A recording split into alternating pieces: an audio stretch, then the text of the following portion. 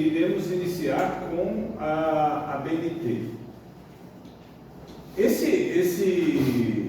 que é a BNT? Associação Brasileira de Normas Técnicas. Esse conteúdo de hoje, ele não é muito extenso, mas ele trata, tanto hoje quanto amanhã, nós tratamos de algumas regras defensivas no trânsito. Tá? Então, como se defender no trânsito? Algumas técnicas de controle ou de defesa no trânsito que a gente usa, que deve ser usado, tá, para dirigir com cuidado e defensivamente, né? Porque, lembrando que trânsito seguro é direito de todos, mas dever também de todos fazer com que o trânsito seja seguro. E lógico, essa primeira parte, ela é um pouco subjetiva. O que é isso? Ela vai tratar da nossa mente, nosso preparo para dirigir, né? E uma das coisas que nós temos de dificuldade hoje em dia é a questão do fator psicológico. Tanto que quando vocês fizeram os exames de médicos, exame físico, tem também o exame psicológico. A psicologia no trânsito, ela é muito importante, porque cada pessoa, como eu falei, eu tenho falado, é diferente uma da outra. Cada um age, sente e pensa de forma diferente. Então nós teremos comportamentos completamente diferentes no trânsito, tá? E sabemos que cada um enxerga o trânsito de uma forma diferente, né? Para uns o trânsito é o trabalho, para uns o trânsito é trabalho, para outros o trânsito é divertimento, para outros o trânsito é transporte mesmo, tá? Então, cada um tem uma visão de como é o trânsito para si, cada um tem essa visão, então cada um é diferente um do outro. O que a gente tem notado é que ultimamente o trânsito tem se tornado muito perigoso, né? Perigoso porque não só a forma, mas também a pressa, e hoje o dia faz com que os dias de hoje faz com que tudo seja muito rápido. Então você tem que agir rapidamente com tudo, tá? Então, e como envolve pessoas, não só pessoas dirigindo, mas envolve não só os condutores, mas também os pedestres. Então, pedestre é um ator principal no trânsito, tá? É um ator principal. E os condutores também estão conduzindo o veículo. Então, uma coisa que a gente tem que sempre colocar em mente é que a gente pode mudar no trânsito, tá? A gente pode mudar, a gente pode alterar a forma que nós vemos o trânsito, podemos mudar. Então, qualquer pessoa no trânsito comete erros, tá? Qualquer pessoa comete erros, tá? Então, todos cometemos erros e somos humanos. O erro é inerente ao ser humano. O erro é inerente, quer dizer, faz parte de mim. Eu erro, você erra, todos nós erramos. E no trânsito é um lugar onde a gente pode errar e muito. Aqui não dá para ver direito, tá? Deixa eu baixar isso aqui. Opa! Agora melhorou, tá? Então, aqui dá para ver aqui uma colisão entre um caminhão betoneira e uma ambulância. O que leva a uma situação dessa no trânsito? Um caminhão bater um caminhão de obra, um motorista que tem que ser cuidadoso, porque ali em cima do caminhão tem mais ou menos 70 mil quilos de cimento. É muito peso. E bater de frente com uma van. Quem errou? A questão real é que Depois do acontecido, quem fez ou quem não fez é questão da perícia. Mas é um pouco complicado, tá? Porque quando você entra no carro, você tem que prestar atenção em tudo, ver tudo, ser cuidadoso com tudo, porque isso aí é muito fácil acontecer. Isso aí foi o erro de alguém, ou desse motorista ou desse, tá? Observa aqui essa outra imagem aqui. Tem um condutor que, revoltado da vida, ele resolve atropelar um monte de ciclista num torneio. Ele simplesmente entra na via e atropela todo mundo. Dá para ver aqui umas bicicletas voando, pelo menos 3. E esse monte de gente aqui que ele pega de frente, de propósito. Tem motorista psicopata? Vixe, mas tem, né? Pessoas que eles sentem prazer em prejudicar, tá? É prazer, é uma coisa do íntimo da pessoa, certo? Então, a questão do erro, a gente tem que sempre estar prevendo essa possibilidade, porque, primeiro, somos pessoas, estamos dirigindo, nós erramos. Às vezes é de propósito. Igual contei esses dias aí que o carro passou por mim, foi meter o pé no freio para fazer eu bater na traseira dele. Carro novinho, gente. O que você quer que eu bata na tua traseira? Para quê? Mas às vezes eu também posso, pela minha forma, pela minha visão, pela minha idade, eu posso errar e te fechar no trânsito. E aí o trânsito vai ser essa eterna guerra entre eu e você, no trânsito? Você querendo me fechar para me prejudicar e eu bater na sua traseira, para depois ter que dizer que lembra do artigo 48, 49? Quem bate na traseira sempre é responsável. Então, para dizer assim, não, ele bateu na minha traseira, né? Só que ele não contava com a minha astúcia. Eu tenho câmera, porque eu já sei disso. As pessoas ficam nervosas e querem se vingar no outro no trânsito. O trânsito não é lugar de fazer vingança.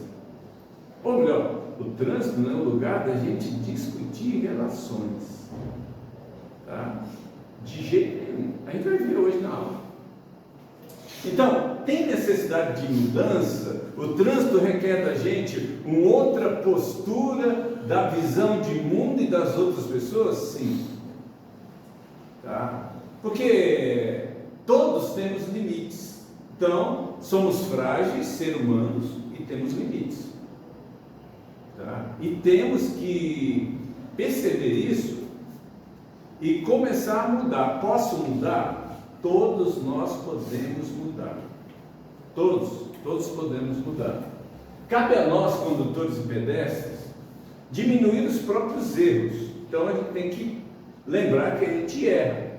E temos que pensar o seguinte: eu errei, desculpa ele, tá? Desculpa ele. Às vezes ele não me ouve, mas às vezes uma mão levantada assim, no trânsito, é tipo uma desculpa. Tem gente que não aceita, tá? Tem gente que ele quer que você sofra para sentir o que ele sofreu, que foi nada, tá? Então, a gente tem que diminuir os nossos erros, entendê-los e reconhecê-los para anular as consequências do sinistro de trânsito. A gente já falou um pouquinho sobre sinistro de trânsito. Aqui na página 43 do manual, a gente está tratando do sinistro de trânsito. Então, na aula de primeiros socorros, eu tratei esse assunto do sinistro, com muito cuidado, tá? Que precisa ser tratado. E temos que agir conscientemente para a mudança de mentalidade no trânsito, diante da fragilidade do ser humano. Como eu falei, somos frágeis, tá? Quando a gente é jovem, a gente até parece que pode pular de um lugar alto e ainda cair em pé. Eu não andaria de skate, não. De jeito nenhum. Porque uma queda para mim, posso quebrar a bacia, posso quebrar um braço. Porque quando a gente é jovem, a gente tem toda a força. E a juventude é forte mesmo. Então, a gente consegue tudo que a gente quer. Mas tem que lembrar, tanto na bicicleta, quanto no skate, quanto no patins, ou dirigindo um carro, que parece que a gente está protegido, né? Que nós somos frágeis, seres humanos. E vocês sabem que na convivência de vocês, algumas pessoas dentro de um veículo já se foram para a terra do além. Vocês sabem disso, tá? A conceituação de direção defensiva, tá? Então, o que é a conceituação de direção defensiva? É o conjunto de medidas e procedimentos utilizados para prevenir ou anular os riscos de sinistro de trânsito, mesmo diante de inúmeras condições adversas e de erro de condutores e pedestres. Se você observar aí no seu manual, tem a conceituação de São Paulo. Já foi a conceituação de Brasília por muito tempo. Caiu muito na prova do Detran. Mas agora, a nova conceituação do DF, desde 2017, é essa daqui, ó. Tá? A nova conceituação do DF está aqui na parte de direção defensiva do manual. Tá? Está na parte de direção defensiva do manual. Logo no início, tá? Você tem esse conteúdo aqui, ó, na unidade 2 do manual do DF. Bom, eu mandei ele para vocês, né? Mandei ele para vocês aqui, ó, direção defensiva, tá? Por que não usar, a gente vai usar os dois manuais, tá? Tanto o manual da escola, que é também o manual de São Paulo, tá? Tanto o manual da escola quanto o manual do DF. Então, os dois estão bem atualizados, menos o do São Paulo, que ainda está com a conceituação antiga. A conceituação nova, que cai na prova do Detran, é essa aqui. O que é uma conceituação mesmo, professor? Uma síntese do conteúdo. Tá? E de acordo com a NBR 10697, tá? É essa conceituação que vai cair aqui na prova do Detran de Brasília, tá? Então, o que está escrito aí? Conjunto de medidas e procedimentos utilizados para prevenir ou anular os riscos de sinistro de trânsito, mesmo diante de inúmeras condições diversas de erros de condutores e pedestres. Então, aqui entra uma coisa interessante, como eu falei na aula de primeiro socorro, o sinistro de trânsito, o sinistro. Tá? E lógico, gente, o sinistro de trânsito não é o acidente de trânsito, porque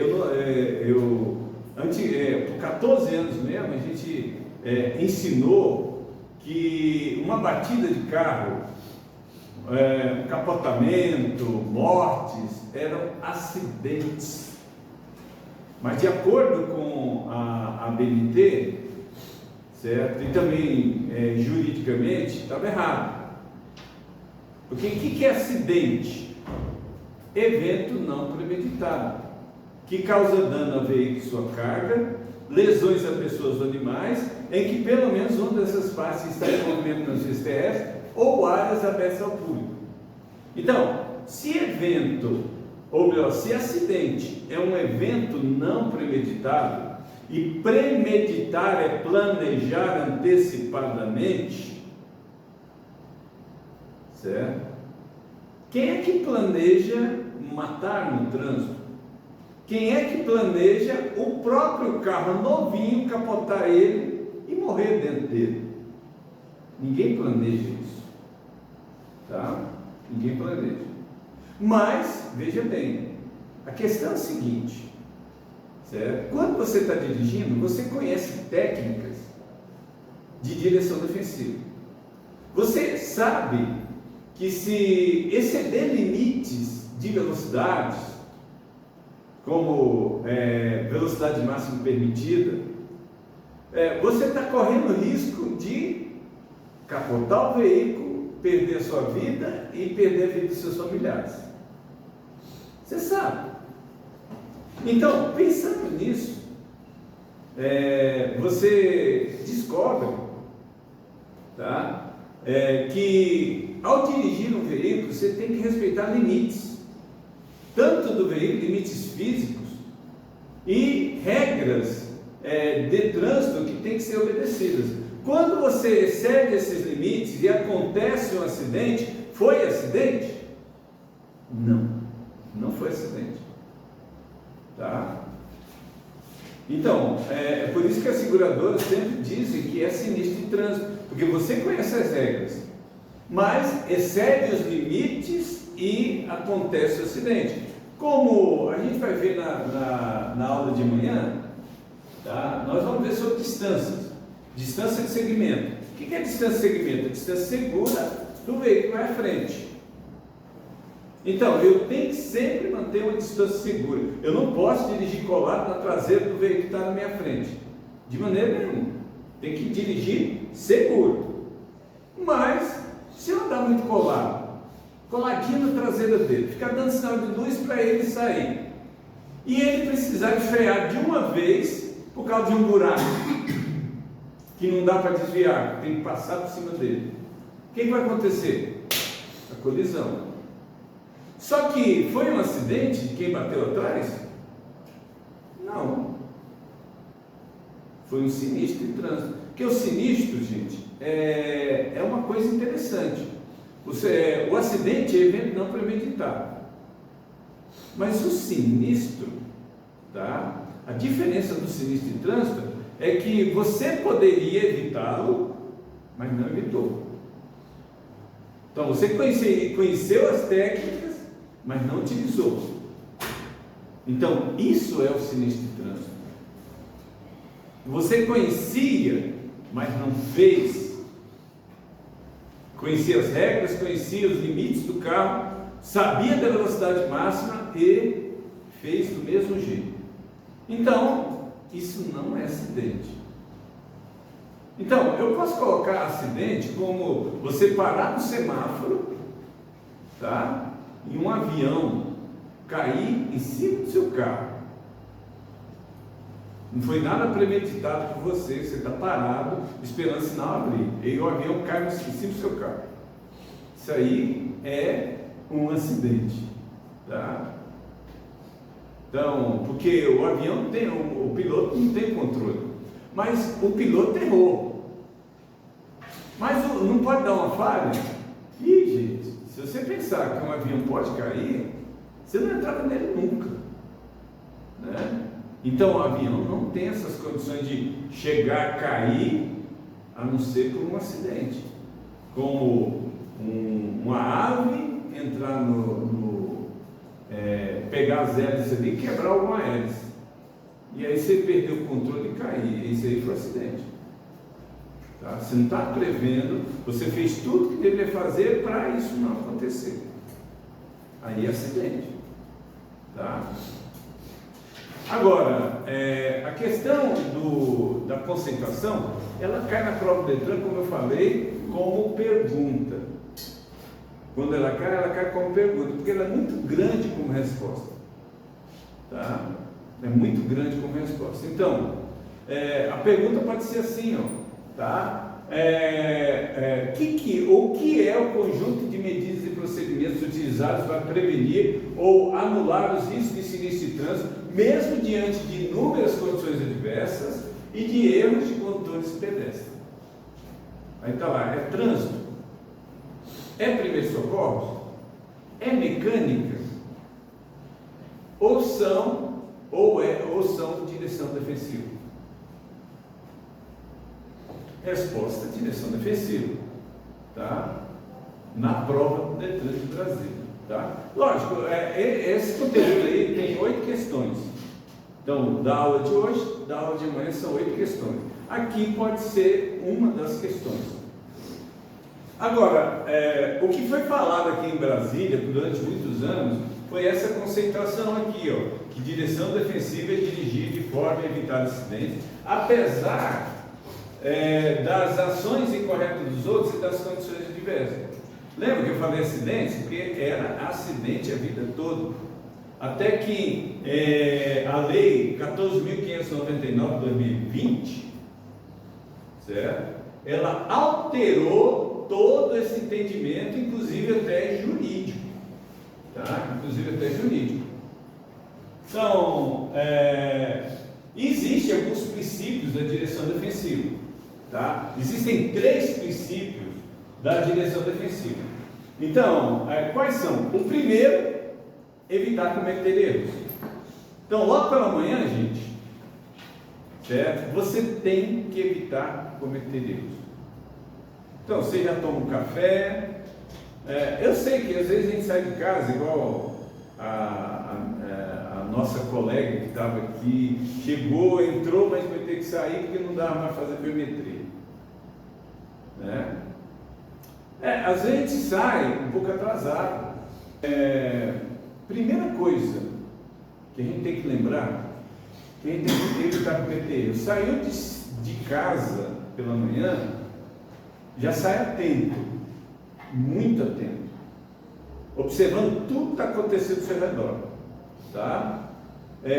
Porque é muito comum o cara sair de casa, a pessoa, o motorista sair de casa e ainda não acordou direito, a mente não está funcionando muito bem, né? E aí ele chegou no cruzamento, quer dizer, na interseção, ou quer dizer, na esquina, em vez dele parar para esperar os carros passarem, ele avança. Não sei se vocês já viram isso. O motorista avança o carro mais da metade da frente.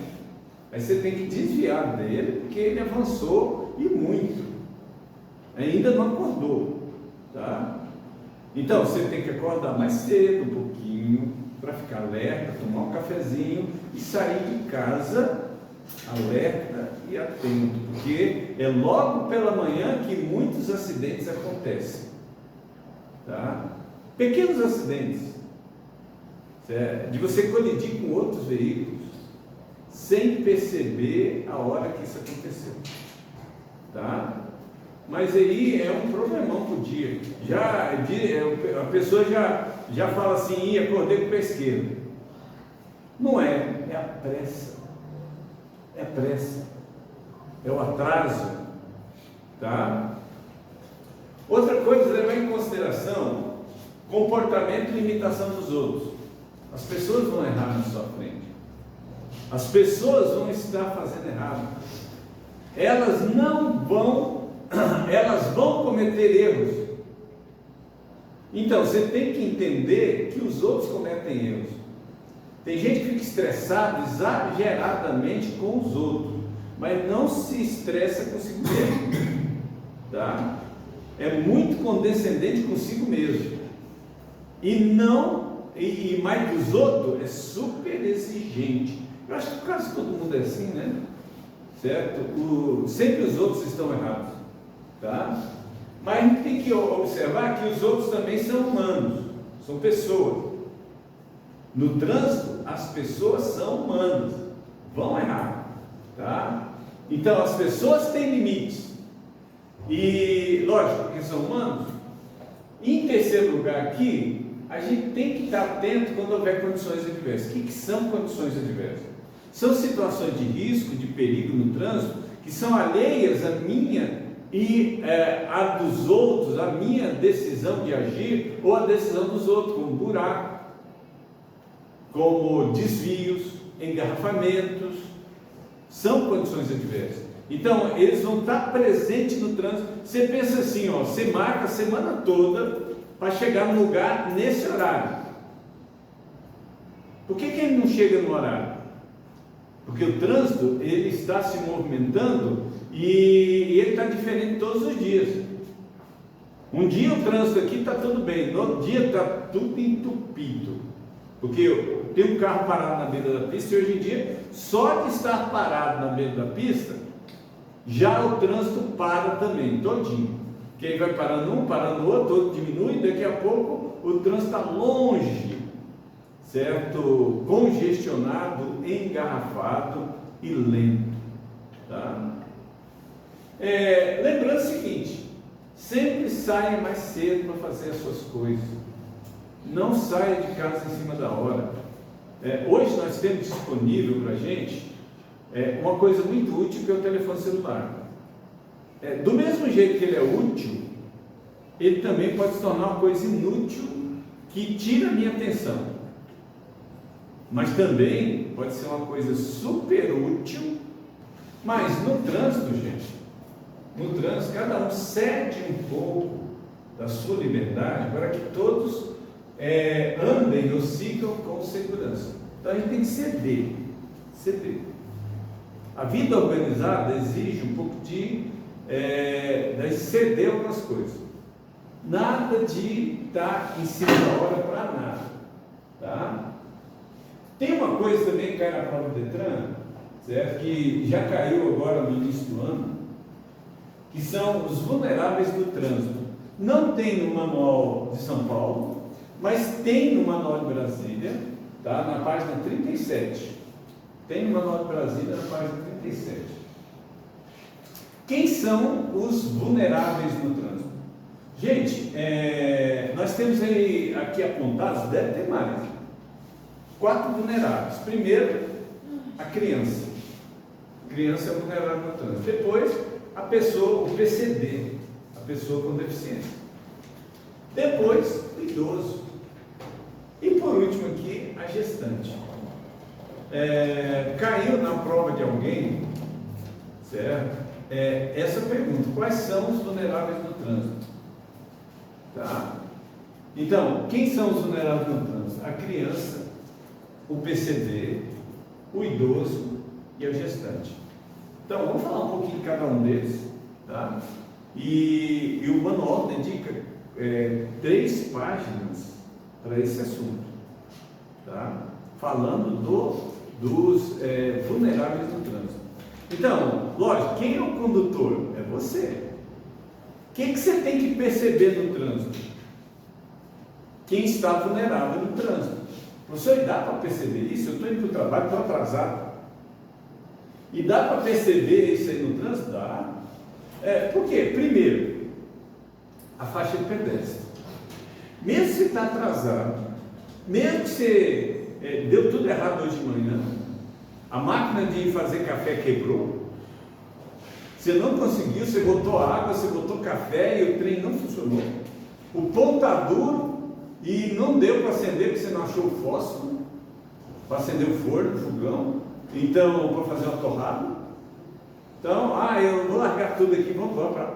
Aí no meio do caminho, você deveria ver de longe a faixa pedestre, aonde crianças estão atravessando a pista.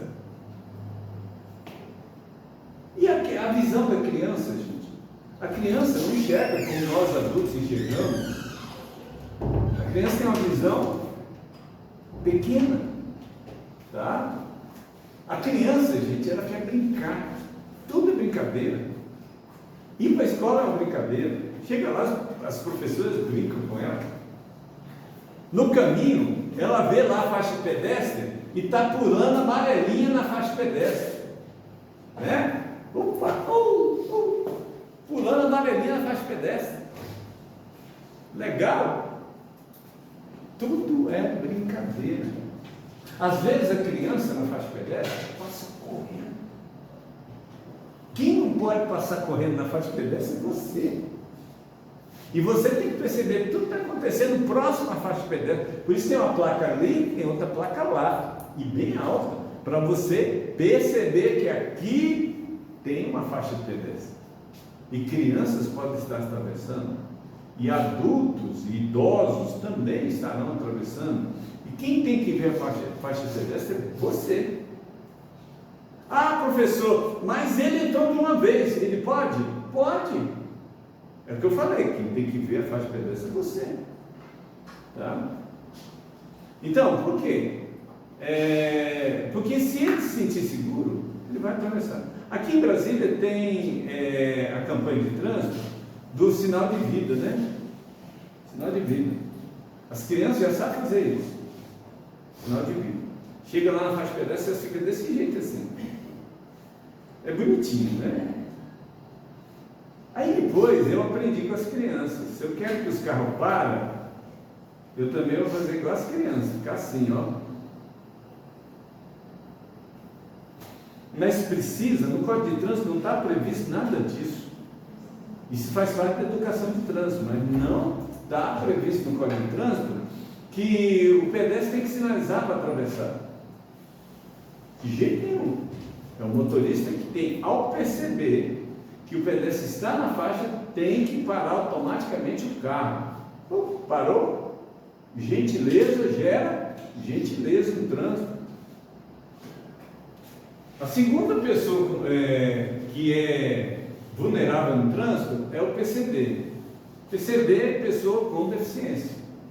Tá? E olha, gente, uma pessoa com deficiência não deveria ser psicologicamente problemática. Eu sei que a vida lhe trouxe algumas dificuldades, como não poder andar, às vezes não poder falar, ou às vezes não conseguir ouvir, ou não conseguir pegar as coisas, tá? Então, são desventuras da vida. Desventuras da vida. Nós que somos sadios, vemos, ouvimos, sentimos, andamos, falamos, pegamos, temos força, nós somos agraciados por Deus por ter essa vida que a gente tem, sempre. Tá? A gente tem que sempre ser grato a Deus pela saúde, por tudo que a gente tem. Mas há pessoas no mundo com dificuldades. É alguma punição? Eu acho que não. São problemas dos seres humanos. Tá? Problema, cada um tem o seu problema. E às vezes esse problema e essa dificuldade deixa a pessoa um pouquinho psicologicamente triste, abatido, e com alguns problemas psicológicos. E além dos problemas psicológicos, ainda tem os problemas materiais, que às vezes a gente não tem uma cadeira de roda, certo? Tem que se arrastar por dentro de casa, certo? Às vezes vai chegar numa parada de ônibus com a cadeira de roda, não consegue subir no ônibus, porque o ônibus chega, o elevador não levanta. Gente, você já pensou na dificuldade de uma pessoa de um cadeirante? Você já pensou na dificuldade de uma pessoa que usa muleta? E o cadeirante, quando vai subir no ônibus, né, as pessoas ainda ficam virando a cara. A pessoa já sobe assim com aquela vergonha, né, de estar dando trabalho para os outros, né? As pessoas, vão atrasar. Não, e quantas vezes eu cheguei na parada de ônibus, eu chego e vejo aquela situação do elevador não funcionar, e todo mundo inativo, ninguém para ajudar a levantar essa cadeira e botar lá dentro. E detalhe, o cobrador vai contar desse tamanho, né? Porque ele tem que cobrador isso. E aí você fica pensando, meu Deus do céu, eu tenho saúde e não ajudo. Então, uma das coisas que a gente tem que fazer como cidadão, como pessoa, é ter empatia. O que é empatia? Eu sei que isso é assunto de meio ambiente, de convívio social no trânsito, que é coisa lá na frente. Matéria da última matéria que nós vamos estudar essa semana. Mas a empatia, o que é empatia, professor? Se colocar no lugar do outro. Se ver no lugar do outro. Se eu fosse... você já treinou ser cego dentro de casa? Igual, no dia que acaba a luz, tatear, né? É horrível, fazer aquele negócio de dilatação, eu não estava enxergando nada. Eu falei, meu Deus do céu. Dilatação das pupilas. Dilatação das pupilas, eu fiquei ceguinha. A gente enxerga tudo, a gente não tem foco na visão, né? E ainda por cima a claridade não deixa a gente olhar. E quando você está cego mesmo, ontem eu meti a cara na escada lá em casa. É porque você passa da cozinha para a sala, tem a escada aqui, né? você tem que passar por baixo dela para passá-la, né? E eu fui um pouco mais, meti a cara na escada. Estava muito escuro à noite, né? E só eu mesmo, né? Ainda bem que não fui na esquina, né? Bati foi debaixo da escada. Então, gente, essa questão aí do cadeirante, nós que somos saudáveis, não sabemos das desventuras, dos problemas que o cadeirante tem. Certo? Só para você ter uma ideia, a via, ela é feita para os sãos, sadios, dos carros. Olha, agora estou idoso, né? Ainda tem diabetes e outros problemas, mas eu estou, né? Estou nada. Até para eu andar daqui no restaurante ali, atravessando a rua, eu tenho desequilíbrio. Não vai demorar, aquela bengalinha que está encostada lá vai ter que ser usada, tá? Por quê? Para eu ter, pelo menos não cair no chão, né? Pelo menos não cair no chão. Então, não só o cadeirante, mas também o idoso. Olha aqui o idoso. Olha o idoso aqui querendo atravessar a pista. Isso aqui ou é no Japão, ou é na Coreia.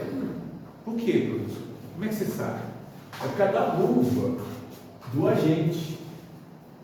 Luva branca você só vê na Coreia e no Japão, do agente de trânsito ou do agente policial. Só nesses dois lugares. Ou é na Coreia do Sul, ou é no Japão, tá?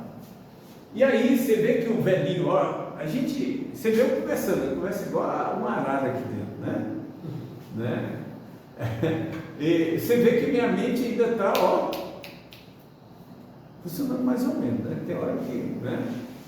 Mas o meu corpo não me acompanha. O idoso é assim, tá? O corpo agora não acompanha, somente ainda está lá no meio de todo mundo, talvez até melhor do que era antes. Só que se não pegar Alzheimer, né? Aí tem aquele negócio de esquecer as coisas tudo, né? O que eu estou fazendo aqui? Quem são vocês? O que é amarelo? Pode chegar, né? O dia que isso vai acontecer, né? É igual meu avô, né? Meu avô que chegou para comprar carne, né? Aí ele foi todo feliz e no meio do caminho, na porta do açougue,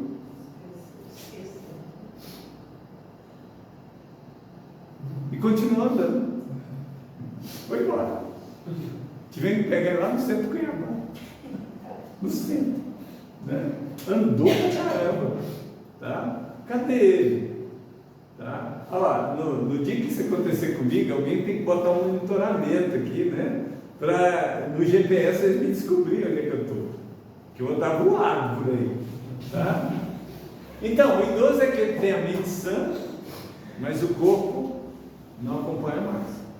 Aí chegou lá e não conseguiu. E tem uma vantagem. Os motoristas respeitam a ancestralidade. O que é isso? Respeita os idosos. Ou melhor, respeita qualquer pessoa que estiver na faixa pedestre. Ninguém sai, ele pode estar super atrasado, mas a disciplina dos coreanos e dos japoneses, que é bem parecida, não deixa ele sair atrasado de casa. Então, quando tem que parar na faixa pedestre, ele não está lá acelerando para o pedestre passar logo, não. Ele fica quietinho com o veículo, esperando você atravessar. E se você demorar a atravessar, é algum problema com você. E eu não me implico, nem brigo com você, porque você está com um problema. É ruim, né? Quando eu estou com um problema e alguém bronqueia comigo, e eu não sei nem por que está brigando comigo. É porque você é velho. É velho assim mesmo, tá?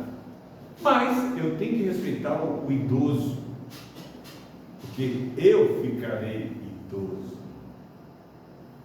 Demora, viu, gente? Demora. Enquanto a gente é jovem, a gente gente pensa que isso nunca vai acontecer. Mas se você for agraciado por Deus, você vai chegar à idade da velhice. Isso é um privilégio. Meu pai não chegou na idade que eu tenho hoje. Morreu bem antes, 10 anos antes. E eu estou vivendo a sobra do que ele não conseguiu, né? Eu estou vivendo a sobra. Talvez eu vou viver mais do que minha avó. Talvez eu vou viver mais do que muita gente. Eu sei que o homem mais sábio do mundo, o tal de Salomão, diz que depois dos 70 é só canseira. Só canseira, né? Então, o que ele fez? Será que você faria a mesma coisa? Pegou o idoso, botou aqui nas costas e levou ele. Será que você desceria do carro para pegar o idoso e levar ele? Ou pegaria no braço da idosa? Vamos aqui atravessar? A senhora mora onde? Tudo bem? Está com essa carinha boa mesmo? Você está com a... Eu estou vindo aqui porque a senhora está demorando muito de atravessar, viu? Não. Gentileza gera gentileza. Todo mundo vai ficar velho um dia. Tá? Todo mundo vai. E por último aqui é gestante. Quem é gestante? É uma doente?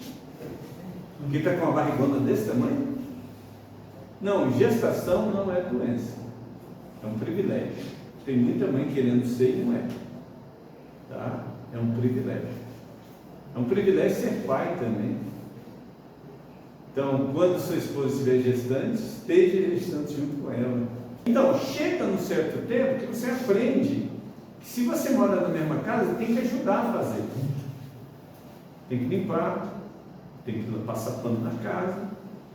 Se a mulher deixar, né? Porque se você fizer tudo, ela fica meio assim, né? Mas a mulher gestante, tem mulher que dirige, né? Tem mulher que dirige até a última hora. Tipo assim, ela sabe, igual cesárea agora, né? Fazendo cesárea, a mulher, ela já sabe o dia que vai ganhar neném. Tá? Já sabe o dia, a hora que ele vai fazer a operação. Então, ela nem teve problema ainda, nem sentiu dores, nem nada. Já vai de carro para o hospital, que o marido está trabalhando, já pega lá a malinha com as roupas do bebê, as roupas dela, cobertinha, travesseiro, tudinho ali, já vai para o hospital. E de carro dirigindo e deixa o carro lá na porta do hospital. Né?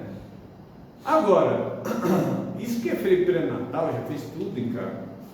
Então, ela pode dirigir até a última hora? Não é recomendado. O que é recomendado pelos médicos é até o 8º mês. Mas não é que eu já vi uma briga no trânsito que quando a mulher desceu para mostrar a barriga, o motorista que estava nervoso, brigando com ela, ele chutou a porta na barriga dela. Pá! Foi preso. Foi preso. Porque depois que a polícia chegou, alguém mostrou o que ele fez. Mas menino, os PM foi violento com esse cara, viu? Pisaram no pescoço dele. Bateu o corpo. Pisaram no pescoço dele. Não deveria ser assim. Quando você encontra uma pessoa nesse estado, no estado de gravidez, o respeito, a sensibilidade, o cuidado, perceber o que ela está. Ou melhor, a gente tem que perceber a importância da outra pessoa, certo? Que está no trânsito. Eu sei que o trânsito ele é um pouco impessoal, mas tem que perceber a pessoa como pessoa, como importante. Você é importante para mim. Mas o trânsito ele é muito impessoal. E no trânsito eu estou egoísta. Eu só quero chegar. E você é o que está impedindo eu chegar. Então eu já estou com raiva de você, aquela eterna briga no trânsito. Não pode ser assim. Tá? Por isso é que você tem que preparar o seu espírito, desarmar o seu espírito antes de sair de casa. Né? Tem gente que já sai dentro de casa parecendo Rambo, né? Pronto para se defender, direção defensiva, sai todo armado. Não é. Você tem que sair desarmado de casa, porque tua mente vai estar pensando em coisas boas. Isso é direção defensiva, não é outra coisa. Tá? Então, isso aqui são os vulneráveis no trânsito. Cai na prova? Caiu em janeiro. Essa pergunta, não sei se vai cair na sua.